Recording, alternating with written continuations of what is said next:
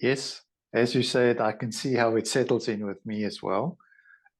Looking at my father, looking at my mother, how they did the best they could after they lost my firstborn brother that I never met.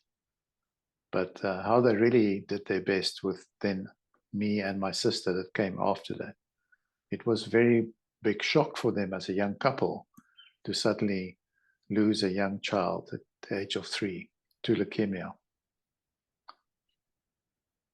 And the thing is, with the availability or non-availability of medical care as it was at that time, and the Mm, vastness of our country where you were grateful for any doctor that could give you some answer, and they were just as baffled by all that they had to deal with, not having the medicines, not having the know-how that we have available today.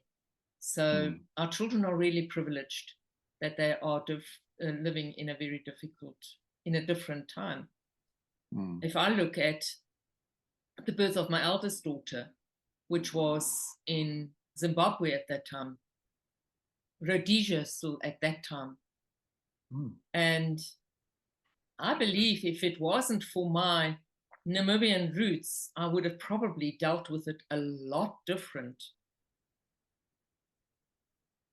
Traveling to an unknown country, an unknown African country, into a village that didn't even really have a hospital. It had a clinic, and there were some doctors available with your firstborn. We arrived in Zimbabwe, traveling, giving up everything, lock, stock, and barrel, going to Zimbabwe.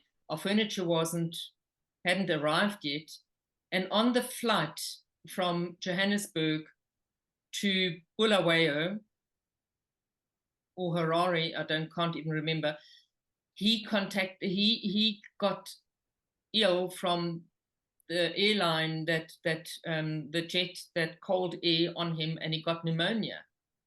So I arrived in Rhodesia with a child who got ill with pneumonia, had such a high fever, pregnant, living in what was a hotel, but was really more like a facility with a couple of rooms. Mm. And then having to find out that there was no really proper facility, and there was a doctor, and who was able, fortunately, to prescribe medication, but I couldn't even let him be taken up into the clinic because this child was frightened, this child was scared, and I had to fight for his life.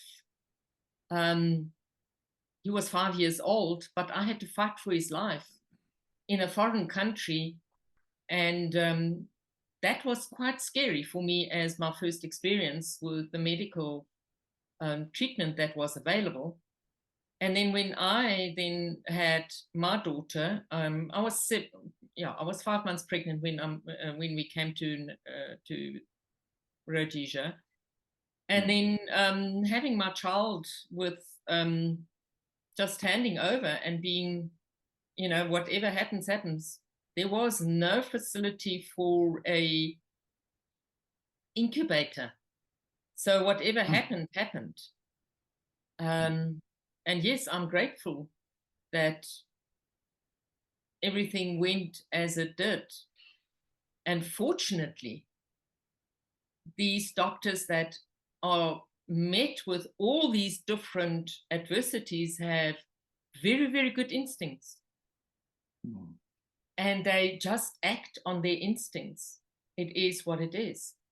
So yes, and going back into Namibia in that time, it was really limited. So you were lucky if you stayed alive, if you had Mm.